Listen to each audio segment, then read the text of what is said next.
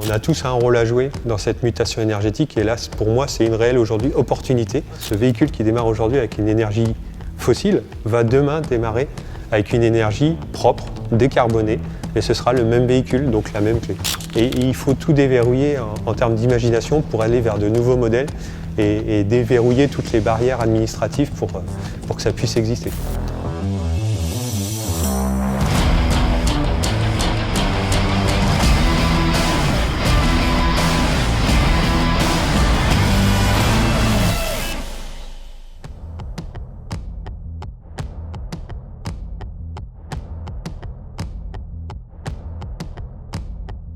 Bonjour Jérémy Quentin. Bonjour. Bienvenue dans Drift. Mais merci surtout de nous accueillir chez vous, ici, dans les ateliers, dans les locaux d'Ineo, votre société. Vous êtes le président d'Ineo, fondateur en 2019. Mais avant de nous raconter pourquoi et comment Ineo, est-ce que vous pouvez nous raconter un peu votre parcours avant cela? Bon, je suis déjà heureux de vous accueillir chez nous, avec mon équipe. Et donc, moi, à la base, j'ai fait une formation en alternance en Vendée, un bac pro avec mention complémentaire électricité électronique automobile. J'ai repris un garage au Brésil, là où on est aujourd'hui, à l'âge de 23 ans. Donc là, on est en 2005. Et j'ai fait évoluer l'entreprise en nombre de collaborateurs et l'entreprise s'est plutôt bien développée. Et en 2015 se passe un événement majeur dans la vie de notre société, c'est le Dieselgate. Les voitures truquées de la marque Volkswagen, on peut les citer, qui chamboulent un peu notre vision de notre métier, puisqu'on se dit, en fait, on est en train de réparer des voitures truquées, qu'est-ce qui va se passer dans notre avenir? Et là, du coup, on a une idée, on se dit, on pourrait convertir des véhicules existants avec une nouvelle énergie, qui est l'énergie électrique. Donc on convertit d'abord une coccinelle en 100% électrique, qui nous a fait connaître, électrique à batterie. Elle a été dévoilée au Vendée Energy Tour début 2017. Grâce aux élus, je me suis rapidement retrouvé reçu au ministère pour présenter cette idée un peu folle qu'on pourrait très bien transformer des véhicules thermiques existants à zéro émission. Et de là, il s'est enchaîné beaucoup d'événements. J'ai eu la chance de participer à l'intégralité de la rédaction du texte qui est autorisé aujourd'hui. On y reviendra sur l'homologation, mais cette idée, vous dites folle, farfelue, on se moque de vous, c'est rigolo, ça amuse. Pourtant, vous avez été copié depuis. Oui, au départ, on est pris un peu pour des farfelus, oui, tout à fait. On se dit, qu'est-ce qu'ils font eux? Parce que si on se remet dans le contexte de 2015, on est très très loin de l'idée de rouler à l'électrique, ou l'hydrogène, encore moins, c'est même pas un mot très évoqué. Mais on y va quand même, on y croit, on sait très bien qu'il n'y a aucun cadre, mais on y va quand même. Et du coup, on avance grâce à pas mal d'événements. Et on crée Ineo avec une partie des collaborateurs qui sont aussi actionnaires. Et là, on est en 2019. Et là, on arrive en 2019, donc création d'Ineo, toujours au Brésil, avec des locaux dédiés, une équipe dédiée, un statut de constructeur automobile pour coller aussi à la réglementation sur laquelle on travaille en parallèle, et avec cette idée d'accélérer le développement de solutions électriques hydrogène, mais surtout de séparer les deux activités, puisque au fil du temps, en fait, l'activité de garage automobile doit être dissociée du développement électrique hydrogène. Donc, votre activité aujourd'hui, si je vous parle de rétrofit, de refit, de conversion, quel est le mot qu'on doit employer? Alors, vu qu'on est en France, nous on parle de conversion de véhicules thermiques en électrique et hydrogène, alimentés aussi par batterie. Mais dans les termes, pour simplifier, le terme rétrofit a été engagé et utilisé pour parler de ce nouveau type d'activité. Donc parlons de rétrofit. C'est ce que vous faites ici pour tout type de véhicule, le thermique, changé en électrique, hydrogène. Comment? Tout à fait. Donc on retire le moteur thermique totalement du véhicule, ainsi que les réservoirs, l'échappement, tout ce qui ne sert plus à rien est retiré du véhicule. Et on vient intégrer un moteur électrique en lieu et place de l'origine, qui va être alimenté soit par un pack batterie, ou alors pack batterie plus pile à combustible et réservoir d'hydrogène. Aujourd'hui, dans cette société, on travaille principalement sur les poids lourds, les véhicules lourds qui sont des vrais enjeux de conversion et de mutation du parc. C'est des véhicules assez énergivores, ça consomme beaucoup plus que le véhicule de Monsieur Tout-le-Monde. Et donc on est plutôt axé là-dessus pour plusieurs raisons aussi, puisque fin 2017, un peu après avoir développé et déployé l'électrocox, des transporteurs sont venus nous voir en se posant des questions aussi sur leur mobilité, notamment sur la courte distance, et on commence à réfléchir à intégrer la solution dans des poids lourds. Donc le travail commence déjà en électrique batterie. Et dans le même temps, des élus du département sont venus nous retrouver et nous dire écoute, on a appris que tu travaillais sur un véhicule poids lourd pour le passer en électrique, sache que l'hydrogène arrive en Vendée, de l'hydrogène vert qui va être produit à Bouin sur un site identifié. Ça va arriver bientôt, donc si tu travailles sur l'électrique batterie, il ne faut pas exclure l'hydrogène. Donc on s'est trouvé rapidement en relation avec les plus grands fabricants internationaux de piles à combustible, de réservoirs, et on a pu intégrer cette solution d'entrée de jeu, ce qui fait qu'on a pu mettre en route le premier camion déjà en électrique batterie dès juin 2020. Et aujourd'hui, on est en phase d'homologation pour mettre en service des véhicules complètement convertis de thermique en électrique et hydrogène. On parle de poids lourds de 44 tonnes. Oui. Et c'est ce que vous faites, vous ne changez rien d'autre. Le tableau de bord reste le même. Oui. Expliquez-nous. C'est ça. En fait, le véhicule reste totalement identique à l'origine. Seule la motorisation est transformée, ce qui fait que au tableau de bord, on retrouve tous les cadrans d'origine.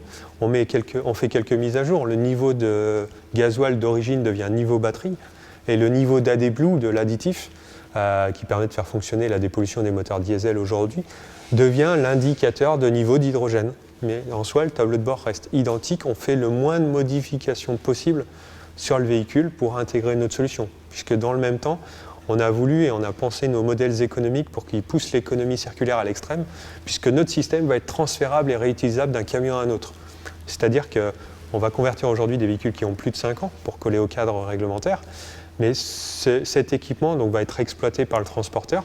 Et quand le camion aura doublé sa durée de vie, on va pouvoir récupérer l'équipement complet et le réintégrer dans un camion qui arrivera à 5 ans également, quelques années plus tard. Et on imagine faire 4 cycles de transfert comme ça, soit une vingtaine d'années d'exploitation de notre système. Donc on pousse l'économie circulaire à l'extrême pour faire rouler sur plusieurs châssis différents notre système. On est sûr de ça, l'usure du moteur électrique n'est pas un sujet.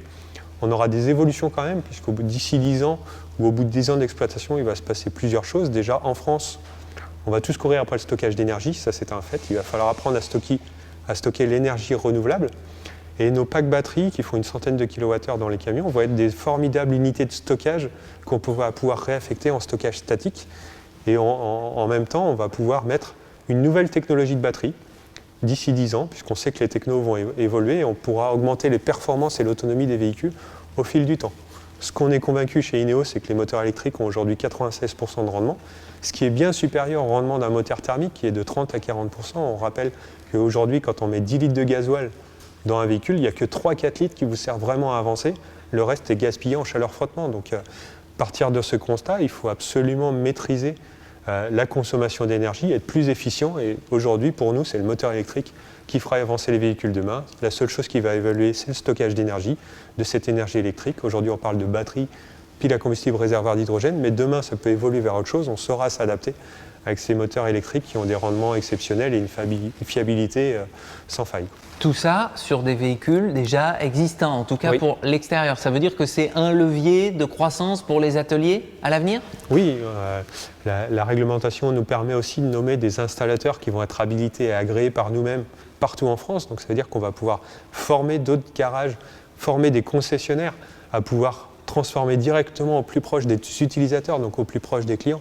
On peut imaginer à l'autre bout de la France avoir un concessionnaire qui puisse, juste après avoir suivi les formations, recevoir un client et lui proposer directement de transformer son véhicule. On parle aussi de toutes les ZFE qui vont émerger bientôt, 2024-2025. Donc tous ces véhicules qui rentrent aujourd'hui dans les ZFE, il va falloir rapidement les basculer. On ne peut pas se permettre de se dire on va tout démolir pour recycler, pour reconstruire quelque part la même chose. On peut rapidement basculer du thermique vers l'électrique avec ces solutions. Ça veut dire que si je vous donne la clé Drift, la clé Drift, clé d'un véhicule d'aujourd'hui, regardez, c'est aussi la clé du futur, selon vous ? Alors ça c'est la clé du bonheur qui permet la mobilité de tous grâce aux véhicules individuels, mais en fait on va pouvoir garder ce même véhicule, donc la même clé, et démarrer demain, ce véhicule qui démarre aujourd'hui avec une énergie fossile, va demain démarrer avec une énergie propre, décarbonée, mais ce sera le même véhicule, donc la même clé. Ça s'adapte à la demande des clients, surtout, ou ce sont les constructeurs, ou en tout cas les réseaux de distribution, qui doivent déjà engager cette mutation ? Alors aujourd'hui, donc chez INEO, on travaille avec de très très grands acteurs nationaux, voire même au-delà. L'enjeu, c'est quand même la décarbonation du fret. On a toujours besoin de plus d'équipements. On est content aussi d'avoir les matières premières disponibles dans nos grandes surfaces. Et tout ça, derrière, il y a toute une profession qui est le monde du transport. Mais ce monde du transport, il faut le décarboner pour que les produits arrivent de manière toujours plus propre dans nos assiettes. Et donc, c'est ces sociétés-là qui viennent, qui ont des contraintes aussi, qui arrivent aussi, des contraintes sur les émissions de carbone, sur leur production, et qui viennent aussi nous voir, se dire comment on peut trouver des solutions. Donc aujourd'hui, on échange avec énormément d'acteurs. Quand on commence à vouloir piloter un projet, il y a beaucoup de monde autour de la table, à la fois le producteur d'hydrogène vert, également le distributeur d'hydrogène, nous pour développer et transformer le camion, l'utilisateur et le client final, tout le monde est autour de la table pour créer des écosystèmes qui puissent fonctionner à l'hydrogène. Alors là, vous nous parlez de poids lourds, de 44 tonnes, il y a une homologation, on va y revenir. Dans quelle mesure on peut calquer ça à l'automobile? Parce que ceux qui nous regardent là dans Drift sont des décideurs, des cadres, des managers du secteur auto. Donc ça peut se muter sur le véhicule léger. La difficulté qu'on a, nous, mais c'est normal avec notre taille, c'est que pour le véhicule léger, ça nous impose de développer une solution spécifique pour chaque type de véhicule. Ce qu'il faut comprendre, c'est que on prend un Touran, par exemple, on va développer un pack batterie spécifique au Touran, mais ce ne sera pas forcément le même pack batterie qu'on retrouvera dans la Citroën C4, par exemple. Donc ça veut dire qu'on va avoir beaucoup plus de développement, alors que du côté du poids lourd, nous, ce qu'on a vu, c'est qu'on allait pouvoir standardiser beaucoup de choses. On retrouve le même pack batterie, donc un développement de pack batterie, développement de pile à combustible, développement de l'intégration du stockage d'hydrogène, et on allait avoir la même technologie, peu importe la marque modèle de camion, pour les 44 tonnes, par exemple. Une autre développement pour les 19 tonnes, une autre développement pour les 10-12 tonnes. Donc on a plus simplifié à notre niveau pour pouvoir ensuite avoir une quantité de volume qui permette de réduire les coûts et rendre tout ça accessible. Pour le véhicule léger, aujourd'hui, on est capable de les transformer, de faire quelque chose de très efficace, mais on n'est pas capable, d'un point de vue financier aujourd'hui, d'avoir suffisamment de volume et de transformer tout de suite suffisamment de volume pour dire on est capable de proposer un coût cohérent. On risque aujourd'hui de se retrouver avec une transformation entre 20 et 40 000 euros en fonction du véhicule, alors qu'aujourd'hui, on a des véhicules électriques d'occasion à moins de 10 000 euros. Donc le modèle économique pour les véhicules légers aujourd'hui est un peu complexe. Il faut s'adosser avec des très très gros acteurs ou pourquoi pas des constructeurs pour qu'eux-mêmes proposent une solution de rétrofit à déployer directement dans leur réseau. Et pour le poids lourd, c'est là où on est les plus efficaces et peu importe la marque, on a trouvé une solution homogène et facile à déployer. Avec des véhicules qui, au bout de 5 ans, vous avez le business model déjà bien établi, qui peut être calqué après. Racontez-nous. Oui, donc comme on le disait un peu tout à l'heure, donc le fait de faire perdurer ce produit dans le temps, de pousser cette économie circulaire à l'extrême, prend aujourd'hui du sens. Recycler un véhicule aujourd'hui est très énergivore. Il faut considérer aujourd'hui que quand on envoie un véhicule à la casse, il va falloir beaucoup d'énergie pour récupérer, séparer les matières, les faire fondre pour quelque part reproduire le même véhicule à la fin. Alors que nous, en fait, on va faire le gain énergétique de cette déconstruction. Et on va quand même pouvoir faire perdurer tout ça et justement recycler ces véhicules et transformer l'équipement le permet. Revenons à ce modèle calqué sur les voitures. L'homologation, c'est 38 000 euros, par exemple, pour la coccinelle. C'était ça, oui. Sans parler du coût de développement. Oui, donc aujourd'hui, on parle de coûts d'homologation entre 35 et 40 000 euros en fonction des tests qui vont être établis. Hors coût de développement du pack énergie, du pack batterie. Donc tout ça est assez élevé. Il faut bien se rendre compte qu'il faut derrière un modèle économique et un volume de véhicules pour absorber ces coûts et rendre tout ça accessible. Aujourd'hui, on n'y est pas sur le véhicule léger, mais sur le poids lourd, on est prêt, on y est, grâce au fait que ce soit transférable. On parle de camions, mais aussi de voitures. Ça veut dire que si des constructeurs ou alors des réseaux de distribution envisagent justement ce modèle calqué à la voiture, pour vous, c'est un formidable levier de croissance. Tout à fait. Donc, nous, aujourd'hui, on est en train d'échanger, on est sollicité par certains constructeurs de poids lourds européens, qu'on ne peut pas citer, bien évidemment, mais on est prêt à en faire de même avec les constructeurs de véhicules légers. S'ils souhaitent échanger avec nous, qu'on puisse apporter notre expérience, nos avancées technologiques et pouvoir travailler ensemble à construire le même modèle économique pour tous, mais on est bien évidemment très ouvert à pouvoir essayer de justement déployer tout ça. Et c'est mon expérience de garagiste qui dit qu'il y a urgence à avoir de la visibilité dans nos ateliers et qu'on puisse travailler avec les constructeurs pour justement mettre à jour tout ce qu'ils ont déjà produit. Peut-être se dire à un moment donné, la logique voudrait qu'à un moment donné, le gouvernement aussi se prenne en main et explique aux constructeurs, ben voilà, vous avez produit, il y a 60 millions de véhicules qui roulent en France, c'est vous qui les avez produits, c'est vous qui avez la responsabilité de les décarboner, et de manière efficace, comment faites-vous, quoi? Et c'est un peu ça qu'on aimerait secouer. Dans le cadre de l'urgence climatique, ben on n'a plus de temps à perdre et il faut qu'on se tienne tous par la main, des plus petits acteurs aux plus grands acteurs. Et autre chiffre, 236 millions de véhicules individuels en Europe, donc le marché est encore plus vaste. Oui. Vous êtes en plus en lien avec les ministères, vous y allez régulièrement, le législateur. Oui. Ça avance aussi, on en est où de ce point de vue-là? Alors ça avance, il y a encore un peu de chemin à faire, notamment du travail sur les règles économiques, sur les durées d'amortissement du système, comment on fait pour réintégrer sur un véhicule déjà amorti pour une entreprise un équipement qui coûte quand même assez cher. Et donc il y a tous ces éléments-là à retravailler. On a la chance, nous, d'être sollicités directement par le ministère, d'avoir des relations très étroites. Et notre expertise et nos avancées sont plutôt reconnues, qui nous permettent d'être régulièrement en lien avec eux. Ça veut dire que le marché, secteur traditionnel de l'automobile, n'a pas à avoir peur de l'électrique? Non, aujourd'hui, il ne faut pas avoir peur de l'électrique dans notre monde de l'automobile. Au contraire, c'est chaque grande mutation, chaque grande explosion ou mutation dans la vie de l'automobile, chaque mutation est une opportunité. Aujourd'hui, c'est une réelle opportunité que tous les acteurs du territoire puissent se réimprégner tous ces métiers. On a tous un rôle à jouer dans cette mutation énergétique et là, pour moi, c'est une réelle aujourd'hui opportunité. La simplicité du moteur électrique fait que c'est beaucoup moins contraignant qu'un moteur thermique. On peut très bien l'intégrer facilement, c'est sûr, c'est fiable. Il y a des moteurs électriques partout autour de vous aujourd'hui et c'est les choses qu'on change très très rarement. Donc aujourd'hui, il y a une réelle opportunité à ce que tous les acteurs de la profession puissent se mettre main dans la main justement à travailler dans ce sens. On change très très rarement, sauf si on change de véhicule en véhicule, comme vous nous l'avez expliqué avec la durée de vie de votre pack, oui. En tout cas converti.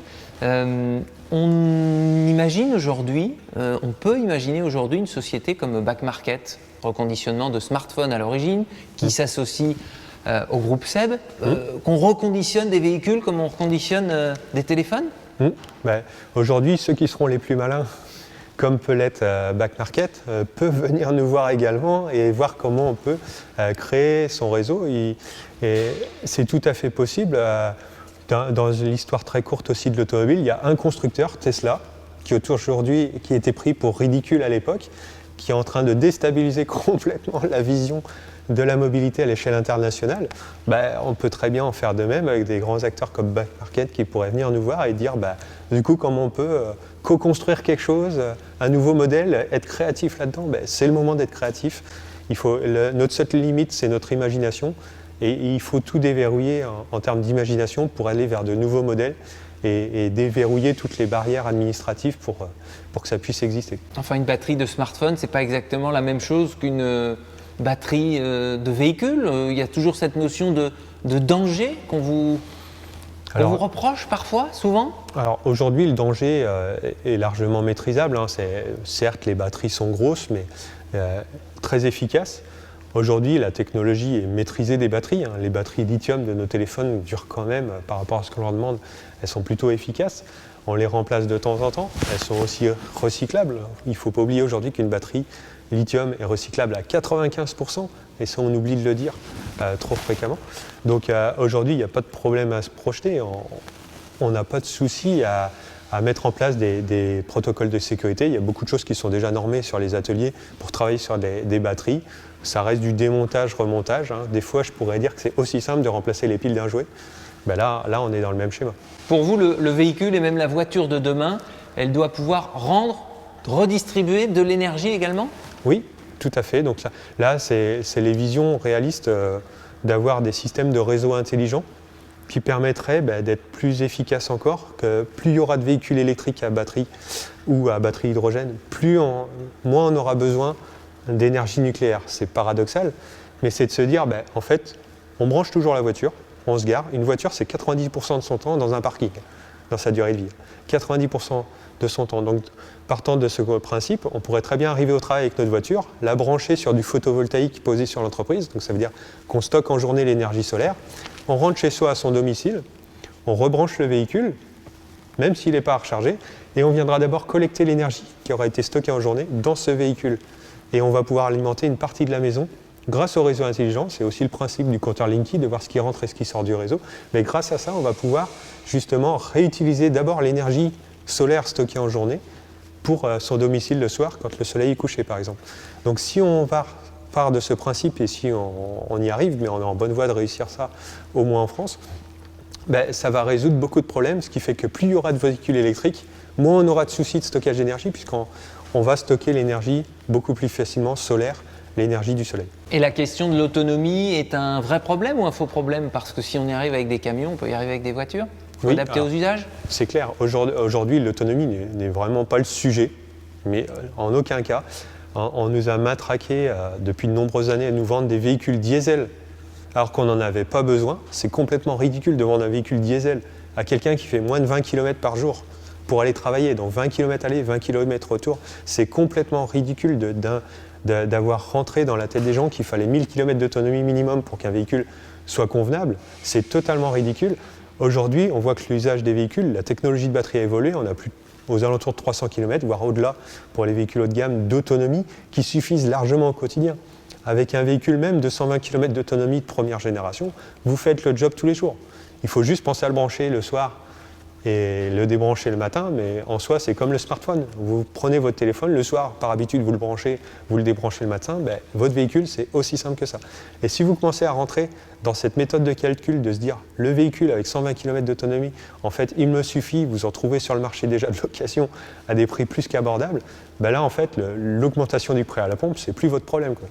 Et moi, je roule en électrique depuis plusieurs années, mais mes collaborateurs aussi, il n'y a aucun problème. Aujourd'hui, l'achat de l'électricité, même s'il augmente, on est entre 13 et 15 centimes du kilowatt, mais même s'il prend 20%, en fait, il va augmenter de 2-3 centimes du kilowatt, mais le plein pour 100 km coûtera toujours 2 euros, quoi, environ. Donc, il n'y a aucun problème. Il faut arrêter de se fixer cet objectif 1000 km qui est complètement ridicule. Regardons les usages, prenons du recul. Je suis à mon domicile, je travaille à 20, 30 km, voire 50 km. Se dire qu'après, se déplacer au-delà de 100 km, il y a d'autres moyens. Au-delà de 100 km, on peut très bien prendre le train. Aujourd'hui, on a quand même des gares à proximité de toutes nos habitations. Et pour aller ces mobilités beaucoup plus lointaines, on peut très bien utiliser le train, pourquoi pas l'avion, mais dans le principe, le train, il est électrique en France pour la grande partie, donc il devient zéro émission. Vous auriez aimé être là il y a 100 ans, parce qu'il y avait des véhicules électriques il y a 100 ans, au moment de la guerre entre le pétrole et l'électrique? Oui, alors si on prend quelques dizaines d'années en arrière, la première voiture qui a dépassé les 100 km/h, c'était une voiture électrique. La jamais contente, vous pouvez retrouver tout ça sur Google, enfin sur Internet, mais c'est la première voiture qui a dépassé les 100 km/h. Donc c'était la voiture la plus performante à l'époque. Après, elle a perdu le combat de l'autonomie face au pétrole, mais imaginons un monde parallèle où en fait on se retrouve dans un monde où en fait l'électrique a percé et le pétrole a été mis de côté. Est-ce qu'aujourd'hui on accepterait, pour X raisons, de vouloir s'asseoir sur un pétrole hyper inflammable, qui sent pas super bon, qui émet des polluants, qui a des contraintes d'entretien, de maintenance et qui coûte cher à la pompe. Et en plus, quand on met le pistolet dans le réservoir, on s'en fout un peu plein les mains quand même à chaque fois. Est-ce que vous accepteriez ça alors que vous seriez dans un monde silencieux de véhicules zéro émission où tout est en phase avec réellement votre usage? Je pense que personne n'accepterait d'être sur un produit inflammable qui sent mauvais dès qu'on le démarre. Donc prenons vraiment ce recul et disons-nous quel est mon besoin aujourd'hui, et il faut vraiment se réaligner par rapport aux besoins réels et pas se projeter dans des besoins vraiment illusoires. En tout cas, on n'oppose pas les deux. Non. Vous êtes dans la conversion. C'est ça l'idée et c'est ça le message. C'est ça, exactement. Merci Jérémy Quentin. Merci à vous.